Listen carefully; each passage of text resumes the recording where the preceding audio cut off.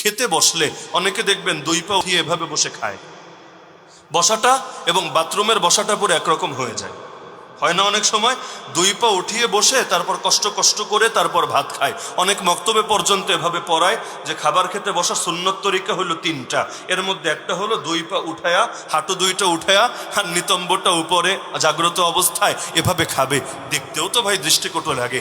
ইসলাম তো সুন্দর, ইসলামের প্রতিটা বিধান দেখবেন দেখতেও সুন্দর, দিলও আকর্ষণ অনুভব করে, অথচ এটা এতটা কষ্টকর অধিকাংশ মানুষ পর্যন্ত করতে পারে না।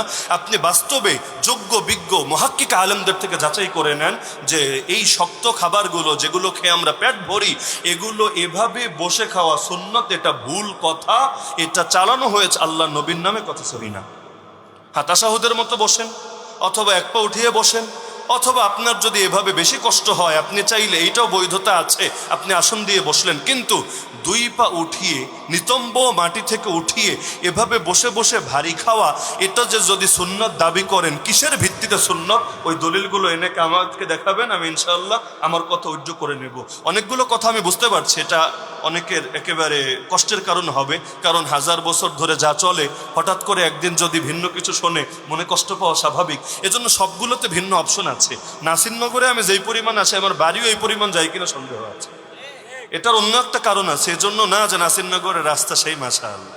নাসিরনগরের রাস্তা কেমন এটা তো আমার চাইতে আপনাদের ভালো জানা, অথবা নাসিরনগরে হাদিয়া বেশি আর অন্য জায়গায় হাদিয়া কম, এরকম ব্যাপার স্যাপার না, এগুলো কিছুই না। বরঞ্চ বাস্তবতা হলো যেখানে শিরিক বেদাত বেশি ওখানে আমার দিলের একটা আকর্ষণ বেশি। সিলেট ছেড়ে দেখেন না রাজবাড়ি পড়ে আছি, কেন? রাজবাড়ি আমার সুযোগ সুবিধা বেশি, আমার আত্মীয় স্বজন থাকে, কিচ্ছু না। বরঞ্চ আমার ফিতরতটা হলো এমন, যেখানে ঠিক আছে তো ঠিক আছেই, যেখানে ঠিক নেই সেটারে আমার বিশেষ মেহনত করা লাগবে। কিয়ামতের দিন আল্লাহ এর দ্বারা আমাকে ইনশাআল্লাহ এগিয়ে নেবে। তো যেই জায়গায় শিরিক বেদাত বেশি ওখানে আসারও প্রয়োজন অনুভব করি বেশি।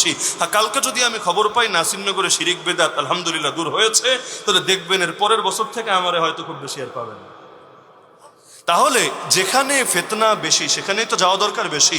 তো এই কারণে কথাগুলো যে আমি বলছি অনেকে কষ্ট পেতে পারেন, তো এই কারণে আমি যদিও বারবার আসি, সেই হিসাবে যদি কোনো কথাকে মনে করেন যে এটা ভুল, দলিলের আলোকে আমাকে চ্যালেঞ্জ করবেন, আমি ইনশাআল্লাহ উইথড্র করে নেব। উইথড্র করি নাই তাহলে আমাকে লাল কার্ড দেখায় দিয়েন, সমস্যার কিছু নাই।